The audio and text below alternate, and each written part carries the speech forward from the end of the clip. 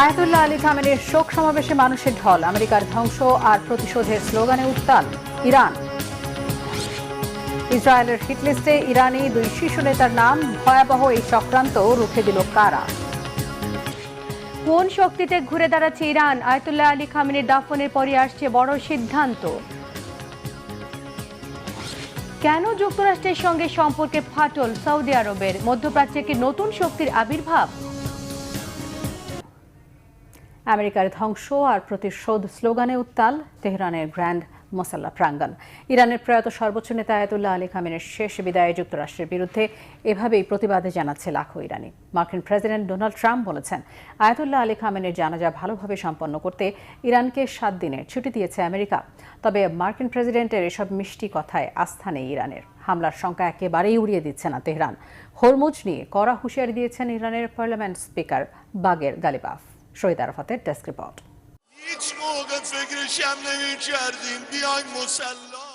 আমেরিকার ধ্বংস হোক আর প্রতিশোধ স্লোগানে উত্তাল তেহরানের গ্র্যান্ড মসাল্লা প্রাঙ্গণ। ইরানের প্রয়াত সর্বোচ্চ নেতা আয়াতুল্লাহ আলী খামেনির শেষ বিদায়ে যুক্তরাষ্ট্রের বিরুদ্ধে এভাবেই প্রতিবাদ জানাচ্ছে লাখো ইরানি।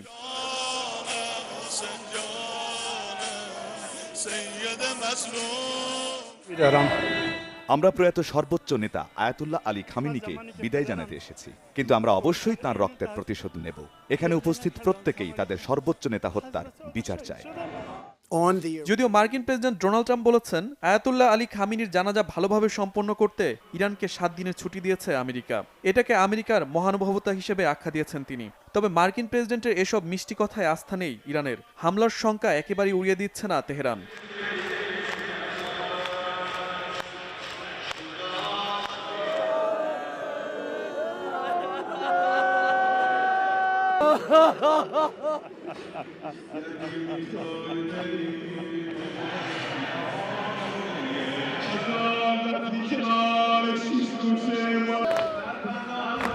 আয়াতুল্লাহ আলী খামেনিকে যখন শেষ বিদায় জানাচ্ছে তেহরান, তখনও হরমুজ প্রণালীতে সামরিক হস্তক্ষেপের চেষ্টা চালিয়ে যাচ্ছে ফ্রান্স ও যুক্তরাজ্য। এই অভিযোগ সামনে এনে ইরানের পার্লামেন্ট স্পিকার বাগের গালিবাফ সাফ জানিয়ে দিয়েছেন, বিশ্বের অন্যতম গুরুত্বপূর্ণ ওই জলপথে ইরান ছাড়া অন্য কারো সামরিক হস্তক্ষেপ চলবে না। যুক্তরাষ্ট্রের সাথে সমঝোতা স্মারকে হরমুজের নয়া ব্যবস্থাপনা নিয়ে যে চুক্তি, যে চূড়ান্ত সিদ্ধান্ত হয়েছে, তার কোনো পরিবর্তন হবে না বলেও জানান তিনি। যুদ্ধের ধাক্কা, সর্বোচ্চ নেতার আকস্মিক মৃত্যু আর সেই সঙ্গে আকাশ ছোঁয়া অর্থনৈতিক সংকট, সব মিলিয়ে এই মুহূর্তে ঐতিহাসিক ক্রান্তিকাল পার করছে ইরান। চড়ার দাম আর বেকারত্বের কারণে সাধারণ মানুষের পিঠ দেয়ালে ঠেকে গেলেও অবাক করার মতো বিষয় হচ্ছে, তেহরানের বাসিন্দাদের মনোবল ভাঙেনি এতটুকুও। আমেরিকার উপর তীব্র ক্ষোভ আর নতুন নেতৃত্বের উপর অটল আস্থা নিয়ে কীভাবে ঘুরে দাঁড়াচ্ছে ইরান? হাফিজুল ইসলামের ডেস্ক রিপোর্টে থাকছে বিস্তারিত। পকেটে টাকা নেই, আকাশ ছুঁয়েছে নিত্যপণ্যের দাম, লাফিয়ে বাড়ছে জীবনযাত্রার খরচ, বেকারত্বের চাপে পিঠ ঠেকে গেছে দেয়ালে। তবুও চরম অর্থনৈতিক কষ্টে থেকেও মনোবল হারাচ্ছেন না ইরানের বাসিন্দারা। তাদের সাফ কথা, সমস্যা থাকবেই, কিন্তু সে কারণে নিজেদের দেশকে তারা কখনো ভেঙে পড়তে দেবেন না। ইরানের চলমান সংকটে ঐক্যবদ্ধ থাকার কঠিন শপথ নিয়েছে ইরানি জনগণ। এখন যেমন আমাদের বেকারত্ব আছে, তাতে কিছু যায় আসে না। আমাদের কাছে টাকা নেই, তাতেও কিছু যায় আসে না। মানুষ কি এর আগে এসব কষ্ট সহ্য করেনি?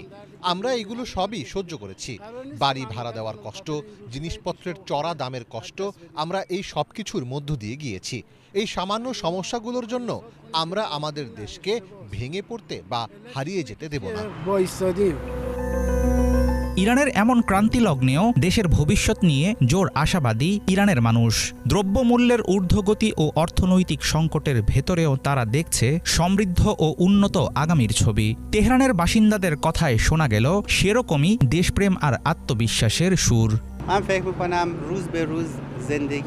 আমার মনে হয় দিন দিন ইরানের জীবনযাত্রা আরো ভালো থেকে আরো উন্নত হবে। এই মুহূর্তে পুরো বিশ্ব এটা বুঝতে পারছে। ইরান কখনোই যুদ্ধবাজ দেশ ছিল না, বরং সবসময় শান্তি ও স্থিতিশীলতা চেয়ে এসেছে। বিজ্ঞানের দিক থেকে আমরা সবসময় বিশ্বের অন্যতম সেরা এবং সর্বোচ্চ স্তরে ছিলাম। দিন দিন এই উন্নতির ছোঁয়া দেখতে ও অনুভব করতে পারছি।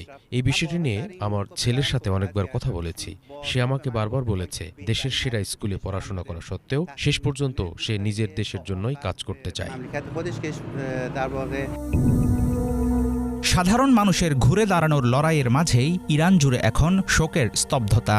সাম্প্রতিক যুদ্ধের শুরুর দিকে আমেরিকার চালানো এক বিমান হামলায় প্রাণ হারিয়েছেন দেশটির সর্বোচ্চ নেতা আয়াতুল্লাহ আলী খামেনি। রাজধানী ইরান জুড়ে এখন চলছে তার শেষ যাত্রার প্রস্তুতি। সর্বোচ্চ নেতার মৃত্যুর পর আমেরিকার সাথে শান্তি আলোচনা নিয়ে সাধারণ ইরানিদের মনে রয়েছে তীব্র ক্ষোভ ও গভীর অবিশ্বাস। এর পরেও নতুন ধর্মীয় নেতা মুজতবা খামেনি ও তার প্রশাসনের উপর তাদের রয়েছে অটল আস্থা। সত্যি বলতে যখনই আলোচনার কথা ওঠে তখনই আমাদের বুক ভেঙে যায়। আমরা আমাদের নেতা এবং আমাদের প্রধান কমান্ডারকে হারিয়েছি। আমাদের উপর দিয়ে কঠিন সব ঘটনা ঘটে গেছে। তবে কর্মকর্তারা এবং সর্বোচ্চ নেতা যাই আদেশ করবেন, তার নির্দেশনা ও হুকুম যাই হোক না কেন, আমরা তা মেনে চলব। আল্লাহর ইচ্ছায় আমরা তাদের সাথে একমত থাকব। আকাশচুম্বী অর্থনৈতিক সংকট, প্রিয় নেতার আকস্মিক বিদায় ও পরাশক্তিগুলোর সাথে চরম রাজনৈতিক টানাপোড়েন, সব মিলিয়ে ইরান এখন পার করছে এক ঐতিহাসিক ক্রান্তিকাল। তবে এমন পরিস্থিতির ভেতরেও অদম্য সাহস নিয়ে ইরানি জনগণ দাঁড়িয়ে আছে দেশের পাশে। সাধারণ নাগরিকদের এই ঐক্য ও দেশপ্রেম প্রমাণ করে চাপের মুখে ইরান সহজে মচকাবে না, বরং ঘুরে দাঁড়াবে নিজের শক্তিতেই। মধ্যপ্রাচ্যে শান্তি আলোচনার আড়ালে চলছিল এক রক্তক্ষয়ী চক্রান্ত। মার্কিন প্রেসিডেন্ট ডোনাল্ড ট্রাম্পের প্রশাসন যখন তেহরানের সাথে যুদ্ধবিরতির চেষ্টা করছিল, ঠিক তখনই ইরানের প্রধান দুই আলোচক পররাষ্ট্রমন্ত্রী আব্বাস আরাগচি ও স্পিকার মোহাম্মদ বাঘের গালিবাফকে হত্যার ছক কষে ইসরায়েল। নিউ ইয়র্ক টাইমসের এক বিস্ফোরক প্রতিবেদনে উঠে এসেছে এই তথ্য। হাফিজুল ইসলামের ডেস্ক রিপোর্টে বিস্তারিত। যুক্তরাষ্ট্রের সঙ্গে শান্তি আলোচনা চলাকালেই ইরানের প্রধান দুই আলোচককে হত্যার এক রক্তক্ষয়ী চক্রান্ত করেছিল ইসরায়েল। তেল আবিবের মূল উদ্দেশ্য ছিল ইরানের পররাষ্ট্রমন্ত্রী আব্বাস আরাগচি এবং পার্লামেন্ট স্পিকার মোহাম্মদ বাঘের গালিবাফকে চিরতরে সরিয়ে দেওয়া। প্রভাবশালী সংবাদ মাধ্যম নিউ ইয়র্ক টাইমস ও ওয়াল স্ট্রিট জার্নালের প্রতিবেদনে উঠে আসে বিপজ্জনক পরিকল্পনার এসব বিস্ফোরক তথ্য। মার্কিন গোয়েন্দাদের আশঙ্কা ছিল এই দুই শীর্ষ নেতা হত্যার শিকার হলে ধূলিসাৎ হয়ে যাবে সমঝোতার সকল চেষ্টা।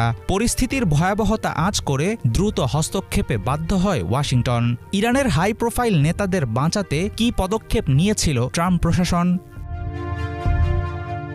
যুদ্ধের শুরু থেকেই ইরানের শীর্ষ নেতাদের খতম করা ছিল ইসরায়েলের অন্যতম প্রধান সামরিক কৌশল। কিন্তু আলোচনা চলাকালীন গুরুত্বপূর্ণ দুই ইরানি আলোচককে হত্যা করা হলে ভেস্তে যাবে শান্তি প্রক্রিয়া। তাই মার্কিন প্রশাসনের পক্ষ থেকে ইসরায়েলকে সরাসরি অনুরোধ করা হয় তারা যেন দুই ইরানি নেতাকে কোনোভাবেই টার্গেট না করে। পাশাপাশি মধ্যপ্রাচ্যের বন্ধু রাষ্ট্রগুলোর মাধ্যমে তেহরানের কাছে বিশেষ সতর্কবার্তাও পাঠায় ওয়াশিংটন। সেখানে বলা হয় তেহরান যেন আরাগচি ও গালিবাফের নিরাপত্তা সর্বোচ্চ স্তরে নিয়ে যায়। বিভিন্ন সূত্রের দাবি, যুক্তরাষ্ট্রের চাপেই ইসরায়েল তাদের হিট লিস্ট থেকে দুই ইরানি নেতার নাম বাদ দিতে বাধ্য হয়েছিল। জীবনের ঝুঁকি মাথায় নিয়ে পাকিস্তানের ইসলামাবাদে মার্কিন প্রতিনিধিদের সঙ্গে বৈঠকে অংশ নেয় ইরানের প্রতিনিধি দল। তবে ফেরার পথে গালিবাফের বিমানটি বড় ধরনের বিপদে পড়ে। গোয়েন্দা তথ্যের বরাতে জানা যায় দুটি ইসরায়েলি যুদ্ধ বিমান ইরাক সীমান্ত পেরিয়ে ইরানি আকাশে ঢুকে পড়েছিল ওই বিমানটিকে ধ্বংস করার জন্য। কিন্তু ইরানের তরফ থেকে জরুরি বার্তা পেয়ে বিমানটি মাশহাদ শহরে জরুরি অবতরণ করায় হামলা থেকে বেঁচে যান গালিবাফ। ইরানি নেতাদের হত্যার ষড়যন্ত্র ও এসব তথ্যের সত্যতা নিয়ে পুরোপুরি নিশ্চিত হওয়া সম্ভব না। মার্কিন গোয়েন্দা তথ্য ভিন্ন ইঙ্গিত দিলেও প্রকাশিত প্রতিবেদনগুলো নিয়ে ওয়াশিংটনের ইসরায়েলি দূতাবাস কোনো মন্তব্য করতে রাজি হয়নি। মধ্যপ্রাচ্য সংকট নিয়ে যুক্তরাষ্ট্র ও ইসরায়েলের যুদ্ধকালীন লক্ষ্য এক থাকলেও পরে দুই পুরনো মিত্রের মধ্যে তৈরি হয় অভ্যন্তরীণ দ্বন্দ্ব।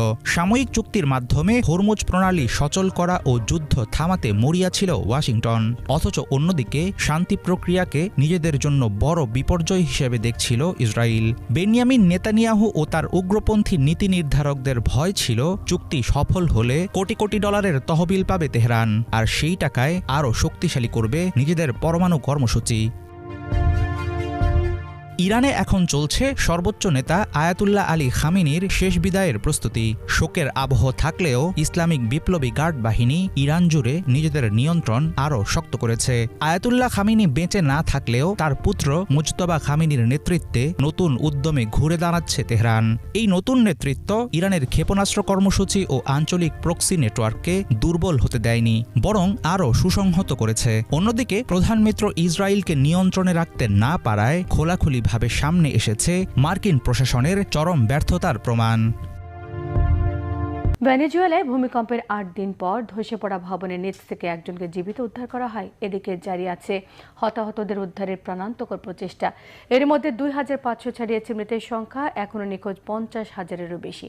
দীর্ঘ ৭০ ঘন্টার প্রচেষ্টায় ৯তলা ভবনের ধ্বংসস্তূপের নিচ থেকে ৪৪ বছর বয়সী হার্নান আলবার্তো গিল ফ্লোরেস নামের ওই ব্যক্তিকে বৃহস্পতিবার জীবিত উদ্ধার করা হয়েছে। উপকূলীয় লা গুয়েরা অঞ্চলের একটি শপিং মলের মার্কেট লটে ২৯ ফিট উঁচু ধ্বংসাবশেষের নিচে চাপা পড়েছিলেন তিনি। স্থানীয় আর আন্তর্জাতিক উদ্ধারকারী দলের কয়েকদিনের অক্লান্ত প্রচেষ্টার পর বৃহস্পতিবার তাকে অক্ষত অবস্থায় বের করে আনা হয়। এক্ষেত্রে গুরুত্বপূর্ণ অবদান রাখেন চিলির ফায়ার ব্রিগেডের উদ্ধারকর্মীরা। ভূমিকম্পে পুরো ভবন ধসে গেলেও তার পাশে থাকা দুটি দেয়ালের কারণে অলৌকিকভাবে একটি আঁচড়ও লাগেনি তার গায়ে। সরকারি মুখপাত্র জানান, জোড়া ভূমিকম্পের পর থেকে বৃহস্পতিবার সন্ধে পর্যন্ত অন্তত ২৫৯৬ জনের মৃত্যু হয়। নিখোঁজদের উদ্ধার আর প্রাণের স্পন্দনে খোঁজে সময়ের সঙ্গে অসম যুদ্ধে নামেন উদ্ধারকর্মীরা। ধ্বংসস্তূপে চাপা পড়া পচাগলা লাশের তীব্র গন্ধ উপেক্ষা করে স্থানীয়দের পাশাপাশি তল্লাশি জারি রেখেছে Chile, Costa Rica, El Salvador, Mexico, Portugal, যুক্তরাষ্ট্রের উদ্ধারকর্মীরা। ২৪ জুন ৭.২ এবং ৭.৫ মাত্রার জোড়া ভূমিকম্পে প্রায় ৫৯,০০০ ভবন ক্ষতিগ্রস্ত হয়। সবচেয়ে বেশি ক্ষতিগ্রস্ত হয় রাজধানী কারাকাস। গাজায় চলমান যুদ্ধের মধ্যে এবারে অধিকৃত পশ্চিম তীরেও নতুন করে উত্তেজনা বাড়ছে। শুধু সামরিক অভিযান নয়, এবারে বিতর্কের কেন্দ্রে এসেছে ফিলিস্তিনের ঐতিহাসিক মসজিদ, ধর্মীয় স্থাপনা এবং সাংস্কৃতিক ঐতিহ্যের নিয়ন্ত্রণ। ফিলিস্তিনিদের অভিযোগ, একের পর এক পবিত্র স্থান নিজেদের নিয়ন্ত্রণে নিয়ে সেখানে মুসলিমদের প্রবেশ ও ধর্মীয় কর্মকাণ্ড সীমিত করেছে ইসরায়েল। এসব ঘটনায় নতুন করে তৈরি হয়েছে নানা বিতর্ক। বিস্তারিত থাকছে ইমরান মাহমুদের ডেস্ক রিপোর্টে। গাজা ধ্বংস করার পর এবার ফিলিস্তিনের পশ্চিম তীরে আগ্রাসনের মাত্রা বাড়াচ্ছে ইসরায়েল। এবার সেখানকার মসজিদ সহ মুসলিমদের পবিত্র স্থানগুলো দখলে নিচ্ছে ইসরায়েলের প্রশাসন। ঐতিহ্যবাহী মসজিদ কিংবা নবীদের স্মৃতিচিহ্নিত স্থান সবখান থেকেই বের করে দেওয়া হচ্ছে ফিলিস্তিনি মুসলিমদের। দেশটির এমন আচরণে অনেকটা স্পষ্ট যে তারা সম্পূর্ণ ফিলিস্তিনকে গ্রাস করে নিতে চাইছে। প্রাচীন শহর হেব্রনের আল ইব্রাহিমি মসজিদ একসময় মুখর থাকত ফিলিস্তিনিদের পদচারণায়। সেখানে এখন শুধুই লোহার দরজা আর কড়া পাহারা। ইসরায়েলি কর্তৃপক্ষ এই ঐতিহাসিক শহরে প্রায় ১০৬টি লোহার গেট স্থাপন করেছে। অভিযোগ উঠেছে এগুলো শুধুমাত্র ফিলিস্তিনের মুসলিমদের ধর্মীয় রীতিনীতি পালনে বাধা দিচ্ছে। ১৯৯০-এর দশকের চুক্তি লঙ্ঘন করে পশ্চিম তীরের এই পবিত্র স্থানে সমস্ত নিয়ন্ত্রণ ক্ষমতা ফিলিস্তিনি কর্তৃপক্ষের হাত থেকে নিজেদের নিয়ন্ত্রণে নিয়েছে ইসরায়েল। ফলে আল ইব্রাহিমি মসজিদ আজ এক চরম সংকটের মুখে। মসজিদের ভেতর এখন আর আগের মতো ইবাদতের পরিবেশ নেই। প্রতিনিয়ত চলছে ইসরায়েলি বাহিনীর নির্মাণ কাজ, যা ঐতিহাসিক কাঠামোর মূল রূপ বদলে দিচ্ছে। আল ইব্রাহিমি মসজিদ বিশেষ করে ৭ অক্টোবরের পর থেকে তীব্র এবং দ্রুতগতিতে ইহুদিকরণ প্রক্রিয়ার মধ্য দিয়ে যাচ্ছে। ইসরায়েলি দখলদাররা এই পবিত্র স্থানকে ইহুদি উপাসনালয়ে রূপান্তর করতে সময়ের সাথে পাল্লা দিচ্ছে। তারা এখানকার মূল বাসিন্দাদের তাড়িয়ে জায়গাটি খালি করার চেষ্টা করছে। আমাদের ধর্মীয় কর্তৃপক্ষ ও পৌরসভার সমস্ত ক্ষমতা কেড়ে নেওয়া হয়েছে, যার ফলে মুসল্লিদের মনে এক ধরনের ভীতি তৈরি হয়েছে। এমন ষড়যন্ত্র শুধু হেব্রনে সীমাবদ্ধ নেই। জেরুজালেমের অদূরে অবস্থিত ঐতিহাসিক স্থান নবী স্যামুয়েল ও এর চারপাশের প্রায় ২৮ একর জমি সম্প্রতি ইসরায়েলি প্রশাসন বাজেয়াপ্ত করেছে। নবী স্যামুয়েলের এই স্থানটি মুসলিম, খ্রিস্টান ও ইহুদি ৩ ধর্মের মানুষের কাছেই সমান শ্রদ্ধার। কিন্তু গত কয়েক দশকে এর ভূগর্ভস্থ কক্ষটিকে সিনাগগ বা ইহুদিদের এবাদতখানায় রূপান্তর করা হয়েছে এবং ফিলিস্তিনিদের প্রবেশাধিকার সীমিত করা হয়েছে। ১৯৭১ সাল থেকেই দখলদার বাহিনী ধীরে ধীরে এর নিয়ন্ত্রণ নিতে শুরু করে। মসজিদের যে অংশটিতে নারীদের নামাজের জায়গা ছিল সেটি কেড়ে নিয়ে সিনাগোগে পরিণত করেছে। তারা আমাদের কখনো কখনো সেখানে নামাজ পড়ার সাময়িক অনুমতি দেয়, কিন্তু যে কোনো দিন আমাদের বের করে দিতে পারে। ফিলিস্তিনিদের অভিযোগ, এসব প্রত্নতাত্ত্বিক ও ধর্মীয় স্থানগুলোর নিয়ন্ত্রণ নেয়ার আসল উদ্দেশ্য হল ফিলিস্তিনি ভূখণ্ড ও তাদের পরিচয়কে মুছে ফেলা। ফিলিস্তিনের পর্যটন ও প্রত্নতত্ত্ব মন্ত্রী হানি আল হায়েক জানিয়েছেন, ইউনেস্কোর নিয়মনীতি লঙ্ঘন করে এই ঐতিহ্যবাহী স্থানে বিভিন্ন পরিবর্তন আনা হচ্ছে, যার বিরুদ্ধে আন্তর্জাতিক আদালতে আপিল করেও কোনো লাভ হয়নি। অন্যদিকে ইসরায়েলের কট্টরপন্থী নেতারা পশ্চিম তীরে স্থায়ী ইহুদি উপস্থিতি নিশ্চিত করতে একটি নতুন কর্তৃপক্ষ গঠনের তোড়জোড় চালাচ্ছে। সব মিলিয়ে একসময়ের উন্মুক্ত ধর্মীয় ও সাংস্কৃতিক ঐতিহ্যগুলো এখন পরিণত হয়েছে ভূরাজনৈতিক লড়াইয়ের নতুন যুদ্ধক্ষেত্রে, যেখানে ফিলিস্তিনিরা প্রতিদিন লড়ছেন নিজেদের অস্তিত্ব ও ইতিহাস টিকিয়ে রাখার জন্য।